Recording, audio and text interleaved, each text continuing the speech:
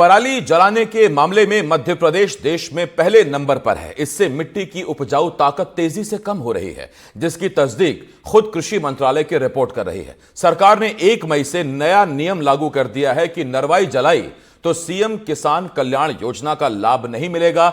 MSP पर किसानों से फसल भी नहीं खरीदी जाएगी।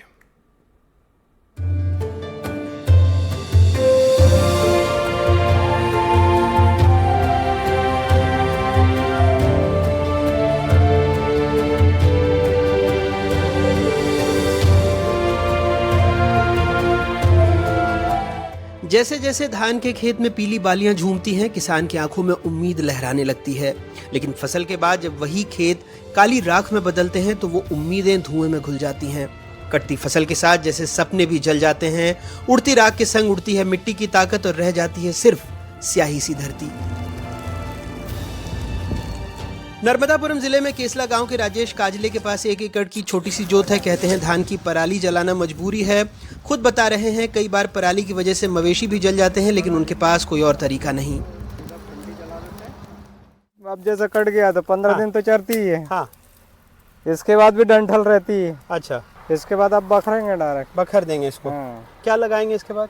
इसके बाद गेहूं लगाऊं। हाँ, प्रदूषण तो होता है, आप मानते हैं? मानते हैं। हार्वेस्टर वालों को नीचे से काटने का बोलते हैं। जैसे ये नीचे से कटता ना, हाँ, इसको जलाने की जरूरत नहीं पड़ेगी।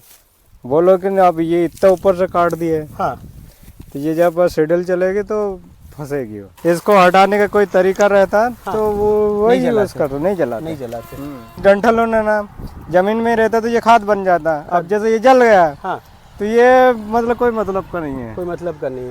वो तो क्या मजबूरी में जला देते हैं। पर जो आपके पिताजी या उनके पिताजी होंगे वो लोग उस टाइम पे नहीं जलाते थे, है ना? नहीं, उस समय नहीं जलाते थे। तो उस समय हाथ से काटते थे, नहीं जलाने की जरूरत नहीं पड़ती थी। हाँ।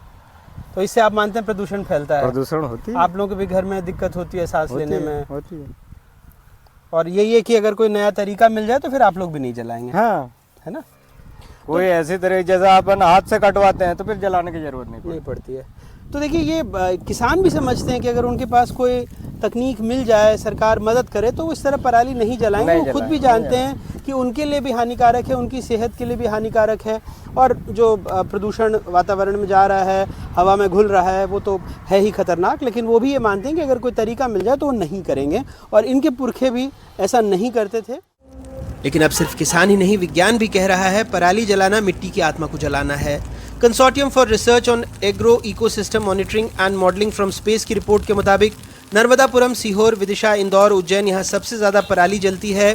1 महीने में मध्य प्रदेश में 52 जिलों से 8000 मिट्टी के सैंपल आए, जिसमें से 17 से सैंपल ऐसे थे जहाँ मिट्टी की उर्वरा शक्ति 44% तक घट गई। कभी जिन खेतों में 10 क्विंटल उपज मिलती थी, अब वहाँ 5.5 क्विंटल ही बची है। कई खेतों में तो जैविक खाद बनना भी रुक गया है। नरवाई जलाने से मिट्टी के उपयोगी बैक्टीरिया जैसे राइजोबियम, एजोबैक्टर खत्म हो जाते हैं, जो नाइट्रोजन स्थिरीकरण में सहायक होते हैं। इससे मिट्टी में बारिश का पानी सोखने की ताकत भी घटती है। ये वो किसान थे जो लगातार खेतों में पराली जला रहे थे। 1 मई से राज्य में नया नियम लागू हो गया है। यदि कोई किसान अपने खेत में नरवाई जलाता है तो उसे मुख्यमंत्री किसान कल्याण योजना का लाभ नहीं दिया जाएगा। अगले साल एमएसपी पर फसल उपार्जन भी नहीं होगा। हालांकि फैसला लागू होने के बाद भी पराली जलाने के सबसे ज्यादा मामले मध्य प्रदेश से आ रहे हैं। किसान भाइयों से निवेदन किया कि हमें ऐसा कोई निर्णय लेना नहीं पड़े जिससे कि आपको दंडित करना पड़े। इसके बावजूद भी अगर कोई किसान भाई पराली जलाएंगे तो उनके किसान सम्मान निधि 1 साल की रोक दी जाएगी। साथ ही उनके उत्पादन को एमएसपी पर खरीदा नहीं जाएगा। तो ये एक हम चाहते नहीं कि इस किसान को दंड दें, पर पर्यावरण के लिए बहुत ज़रूरी है कि किसान भाई अपने छोटे से लालच के लिए बड़ा नुकसान नहीं करें। 2 अप्रैल 2025 को देश भर में पराली जलाने के कुल 366 मामले आए, जिसमें अकेले मध्य प्रदेश में 345 मामले थे। 1 अप्रैल को पराली जलाने के देश में 351 मामले आए, जिसमें मध्य प्रदेश से 306 मामले थे। मार्च अप्रैल में तो अकेले नर्मदापुरम जिले में पराली जलाने के सबसे ज़्यादा 5774 मामले सामने आए थे। खैर, इन सब के बीच कुछ समाधान भी है। मध्य प्रदेश के आदिवासी बहुल जिलों के 3 किसानों से कुछ दिनों पहले हमने बात की थी। जान लीजिए वो पराली क्यों नहीं जलाते, इसका विकल्प क्या है। ज्योति आहा के बैतूल जिले के मल्हार पंखा गांव में रहती हैं। बच्चों को लेकर खेत से निकल रही थी तो हमने बातचीत शुरू कर दी। सुनिए पराली न जलाने को लेकर क्या कहती हैं। तो आपसे थोड़ी सी बात करेंगे क्यों नहीं जलाते हैं? वही ढोर बच्चे क्या खाएंगे, फिर जला देंगे तो जला देंगे तो क्या खाएंगे, हाँ ना, है ना? वैसे भी चारा की कमी है। हाँ, ऐसी बात है। अच्छा, तो मतलब पारंपरिक तरीके से अभी भी खेती करते हैं। जी, जी। जलाने से क्या होता है? प्रदूषण फैलता है। प्रदूषण फैलता है। ज्योति जी, क्या खेती है आप लोगों की? बस गेहूँ, मक्का। हाँ। अभी तो गेहूँ, बटना, चने। अच्छा, गेहूं चना कितने एकड़ में होगा? अभी 4-5 एकड़ में है, ज्यादा जमीन नहीं है हमारे पास। जो हम बात कर रहे थे कि जो मध्य प्रदेश के आदिवासी बहुल जिले हैं, चाहे बैतूल हो, चाहे मंडला हो, चाहे बालाघाट हो, वहाँ के किसान पराली नहीं जलाते हैं। पारंपरिक तरीके से जो उनके मवेशी हैं उनको खिलाने के काम में लाते हैं।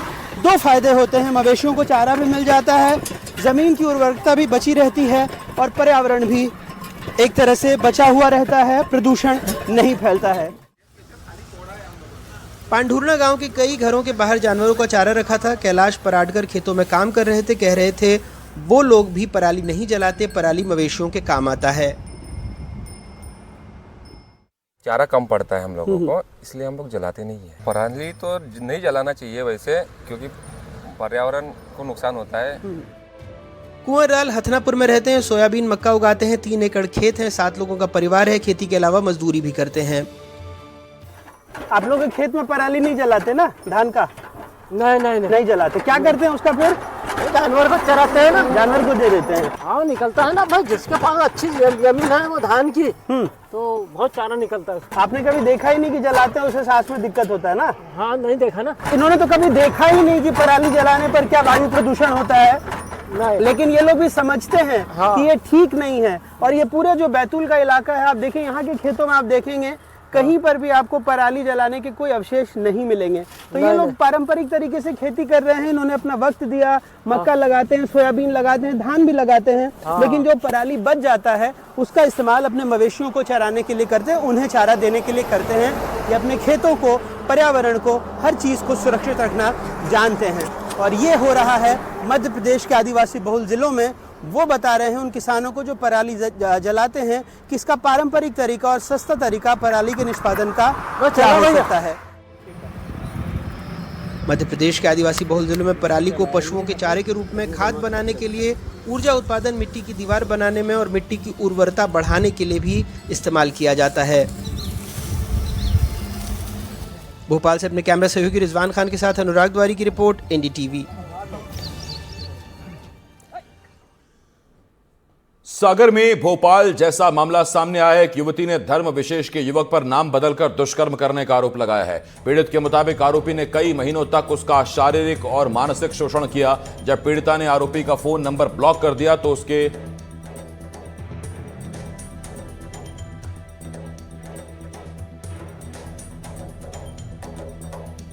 श्योपुर से बड़ी खबर है इस वक्त, जहां पेट्रोल पंप पर बाइक सवारों की गुंडागर्दी सामने आई है। सिगरेट पीने से रोकने पर पंप कर्मी से मारपीट की गई। बाइक सवारों ने पंप संचालक से भी मारपीट की है। पेट्रोल पंप पर 30 मिनट तक उत्पात मचाते रहे। पंप पर मारपीट की वारदात सीसीटीवी में कैद हुई है। पंप संचालक की शिकायत पर आरोपियों पर एफआईआर दर्ज कर ली गई है। तस्वीरें इस वक्त हम आपको दिखा रहे हैं, श्योपुर की तस्वीरें हैं पेट्रोल पंप की, जहां आरोप है कि सिगरेट पीने से मना करने पर यह विवाद हुआ। कुछ युवक पेट्रोल डलवाने आए थे और जब उन्हें सिगरेट पीने से मना किया गया, जैसा कि नियम है कि पेट्रोल पंप के दायरे में आप सिगरेट, बीड़ी, किसी भी तरह की आग नहीं जला सकते, बेहद बहुत खतरनाक रहता है। लेकिन उसके बावजूद कुछ लोग सिगरेट पी रहे थे और जब पंप कर्मी ने उन्हें मना किया तो उनसे मारपीट शुरू कर दी गई। पेट्रोल पंप संचालक से भी मारपीट की गई। सीसीटीवी में तस्वीरें कैद हुई हैं। इस वक्त अजय मेरे सहयोगी इस बड़ी खबर पर श्योपुर से हमारे साथ जुड़ रहे हैं। अजय, सबसे पहले तो ये बताइए क्या कार्रवाई हुई है, गिरफ्तारी हुई इन आरोपियों की कि नहीं? देखिए, घटना का जो सीसीटीवी फुटेज सामने आया उसके बाद जरूर पेट्रोल पंप संचालक की शिकायत पर कोतवाली पुलिस ने मामला दर्ज कर लिया गया है। और जैसा कि श्योपुर एसपी है वीरेंद्र जैन, उन्होंने कहा है कि पूरे मामले की जांच पड़ताल चल रही है और उसमें से ये बताया गया है कि एक आरोपी नामजद है, उसकी तलाश सबसे पहले की जाएगी और उसके बाद जो उसके साथी हैं उनको गिरफ्तार किया जाएगा। और मामला लगभग कल देर रात 9:30 बजे का है। बताया जा रहा है कि कुछ युवक जो है नायरा पेट्रोल पंप है वहां पर पेट्रोल डलाने पहुंचे थे और वहीं पर सिगरेट पीने लगे और जो पेट्रोल कर्मी हैं उन्होंने किसी दुर्घटना की आशंका जताते हुए युवकों को मना किया था और यही वजह है कि युवकों को पेट्रोल कर्मियों की बात जो है नागवार लगी और उसके बाद उन्होंने विवाद करना शुरू कर दिया। और कुछ युवकों ने देखते ही देखते पहले पेट्रोल पंप के कर्मचारी उनसे मारपीट की और उनको दौड़ा दौड़ा के मारा। और जैसे ही ये नजारा वहां पर मालिक बैठे थे हेमंत गर्ग, उन्होंने देखा तो वो जो अपने पेट्रोल पंप कर्मी है उनको बचाने पहुंचे थे, तो युवकों ने उनको भी घेर लिया और उनको मारना पीटना शुरू कर दिया। वो जान बचाने के लिए भागे लेकिन उन्हें दौड़ा दौड़ा कर लगातार वो पीटते रहे। तो खुले तौर पर ये साफ तौर पर पेट्रोल पंप पे जो युवक हैं उनकी गुंडागर्दी का वीडियो सामने आया है। इसके बाद जरूर पुलिस उन्हें गिरफ्तार करने की बात करी है, लेकिन पेट्रोल पंप के संचालक जो है उन्होंने कहा है कि उन्हें डर है और ये एक विशेष समुदाय के लोग बताए गए हैं जो बाद में इनके साथ और कुछ भी घटना कर सकते हैं। फिलहाल सीसीटीवी फुटेज आने के बाद आरोपियों की गिरफ्तारी की तलाश की जा रही है। जी बहुत धन्यवाद आपका अजय, इस तमाम जानकारी के लिए। अजय मेरे सहयोगी श्योपुर से इस बड़ी खबर पर हमारे साथ जुड़े हुए थे।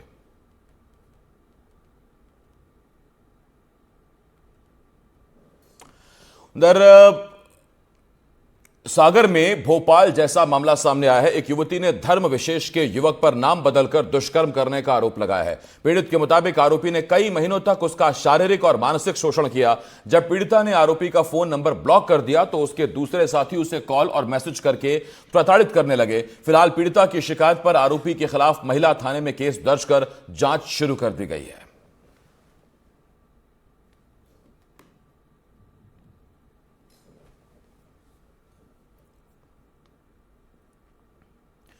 सागर की इस घटना पर विधायक प्रदीप लारिया ने कड़ी कार्रवाई की मांग की है। प्रदीप लारिया ने कहा कि प्रेम जाल में फंसाकर धोखा करने वाले की जगह जेल में है। कल एक बालिग बच्ची जो है जो कॉलेज में पढ़ती है उसकी तरफ से एक मामला पंजीबद्ध कराया गया है। उसमें जो है 2 लोगों पे मामला पंजीबद्ध हुआ है। 64(2)M 351 35 BNS के तहत और 35 मध्य प्रदेश धार्मिक स्वतंत्रता अधिनियम 2021 की धारा इसमें लगी है। उसमें एक आरोपी जो मुख्य आरोपी है उसकी गिरफ्तारी हो गई है और उसको जो है हम मेडिकल करा करके JR में कोर्ट में पेश कर रहे हैं। देखिए, ये गंभीर घटना है। सरकार की ये मंशा है और इसलिए कानून लव जिहाद का आया था और पुलिस को सजगता से इस पर कार्रवाई करना चाहिए। ऐसे और भी अन्य प्रकरण हैं, हमें ऐसे अनेक संगठनों ने इस बारे में बताया है। ये ऐसे बहुत से प्रकरण हैं और पुलिस को तत्परता के साथ इस पर कार्रवाई करना चाहिए। अभी जो ये नया मामला आया है मुझे लगता है उस पर FIR हुई है, लेकिन ऐसे और अन्य मामला है और इसके मूल जड़ में और कौन कौन लोग हैं उन पर भी एक बार पूरी विस्तृत जांच कराकर उन पर कार्रवाई होना चाहिए।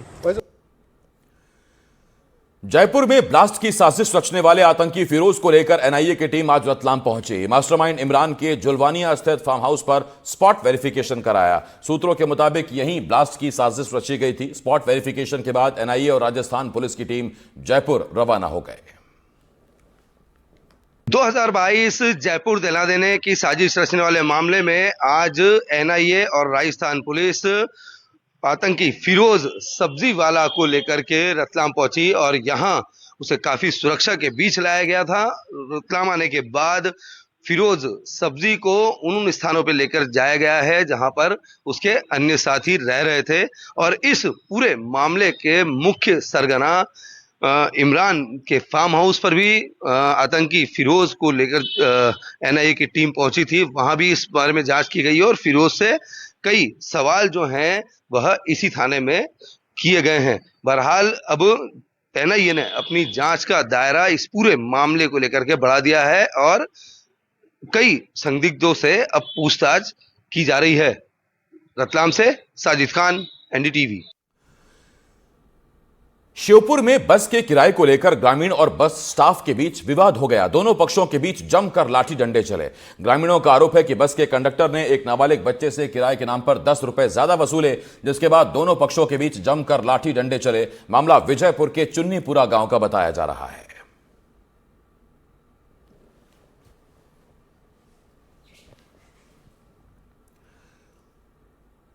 नर्मदापुरम में प्राइवेट सर्वजन अस्पताल के खिलाफ केस दर्ज किया गया है। अस्पताल पर बिना रजिस्ट्रेशन और सोनोग्राफी मशीन के इस्तेमाल का आरोप है। आपको बता दें कि 1 महीने पहले इस अस्पताल को सील कर दिया गया था। स्वास्थ्य अधिकारी आर.के. वर्मा की शिकायत पर एमडी डॉक्टर अंशु चुग के भाई और अस्पताल संचालक लक्ष्य चुग के खिलाफ केस दर्ज कराया गया है।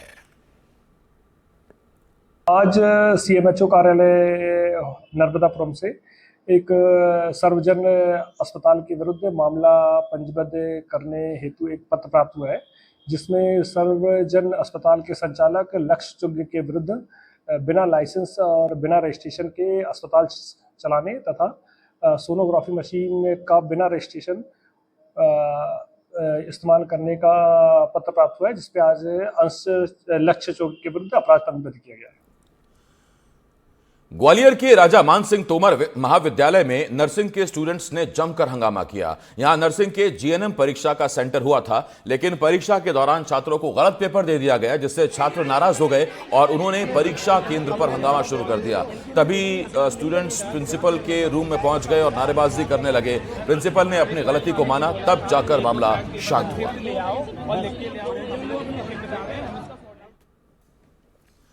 बैतूल में स्वास्थ्य विभाग की बड़ी लापरवाही सामने आई है। जिला अस्पताल में मुफ्त बांटी जाने वाली दवाइयां एक्सपायर हो गईं। मामले का खुलासा तब हुआ जब बिल्डिंग डिसमेंटल करते वक्त पुराने स्टोर रूम को तोड़ा गया।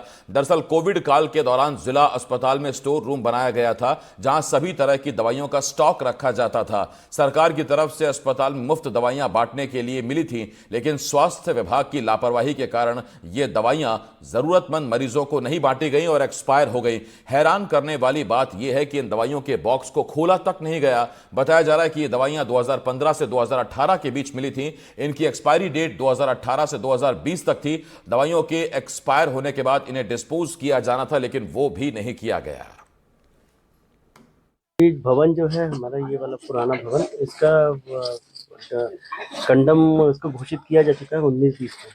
तो ये मेरे संज्ञान में नहीं था का। अभी इसका कंडम के बाद इसको नष्टीकरण का, भवन को डिसमेंटल करने का कार्य अभी प्रारंभ हुआ है उनके द्वारा, ठेकेदार द्वारा। तो ये पता चला हमें और आपके द्वारा संज्ञान में लाया गया। तो ये मैं पूरा अभी सभी ये पूरा इसको देख के नियमानुसार जो भी दवाइयाँ हैं, ये मेरे ख्याल से 15-16 की मैन्युफैक्चरिंग वाली दवाइयाँ हैं पुराने समय की। तो कुछ दवाइयाँ से ये रह गई हैं, ये तो अभी आपके द्वारा संज्ञान में लाया गया। तो इसका नष्टीकरण प्रक्रिया नियमानुसार नष्टीकरण करवा देते हैं।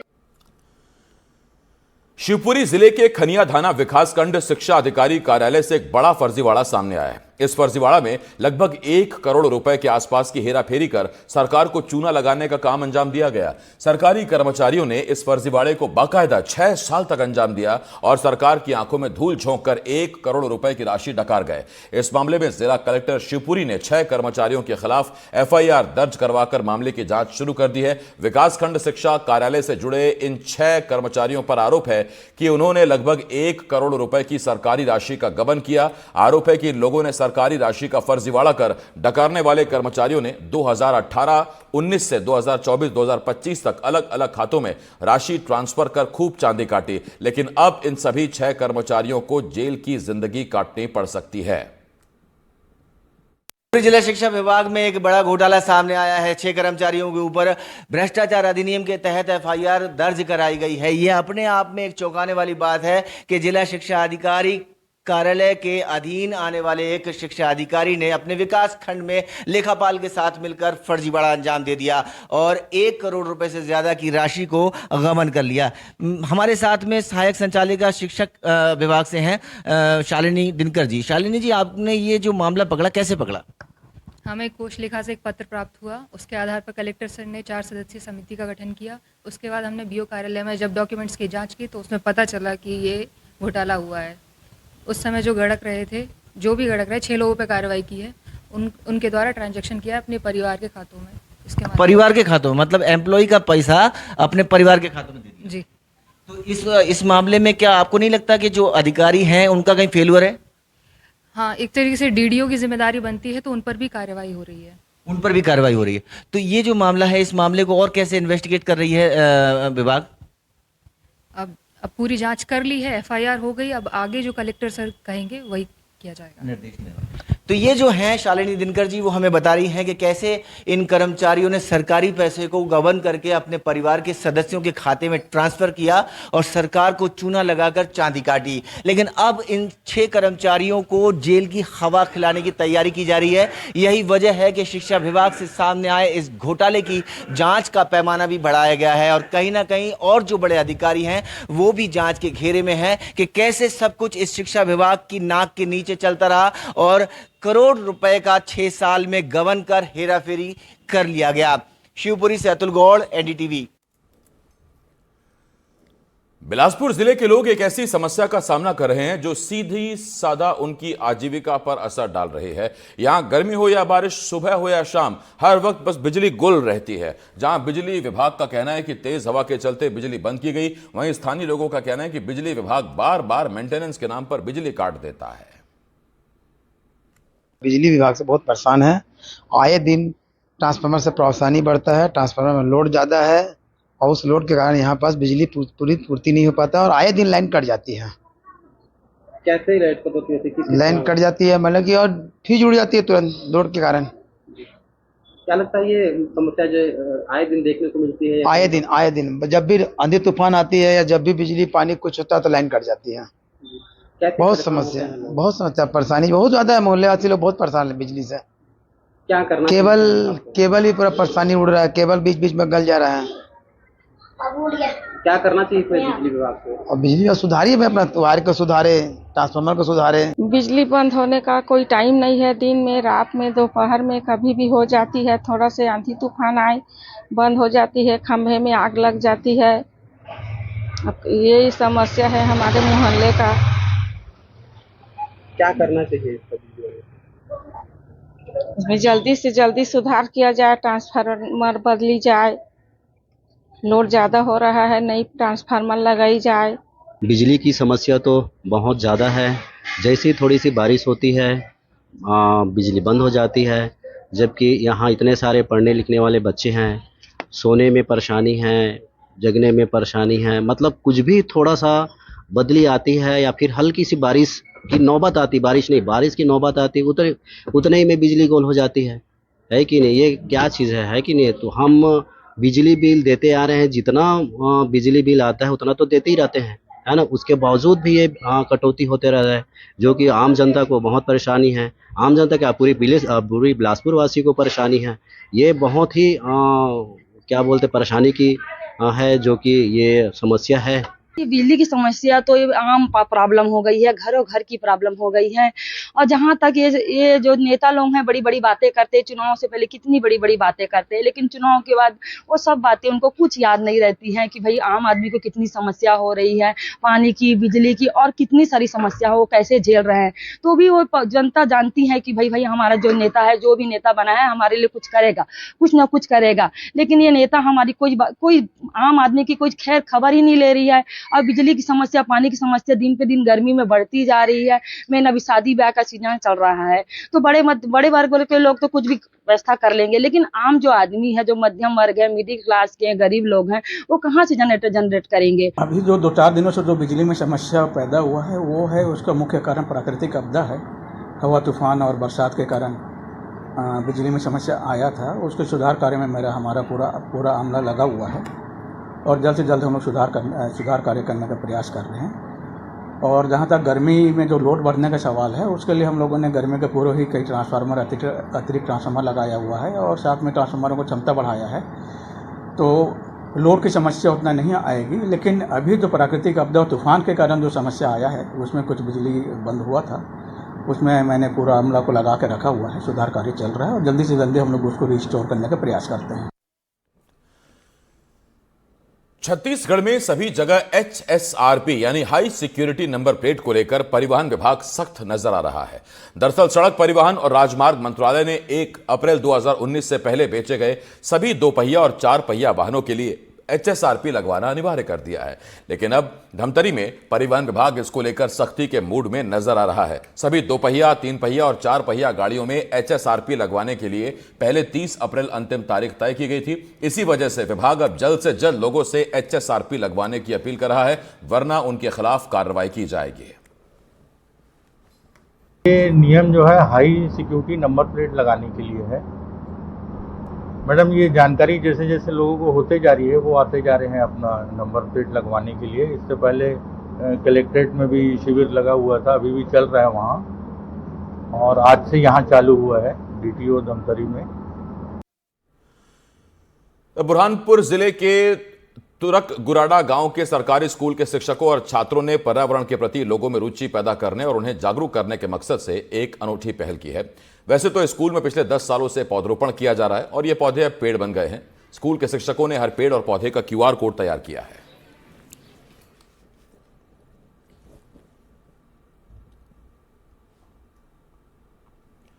और यहां छोटे से ब्रेक के लिए हमें रुकना होगा, बहुत जल्द लौट रहे हैं।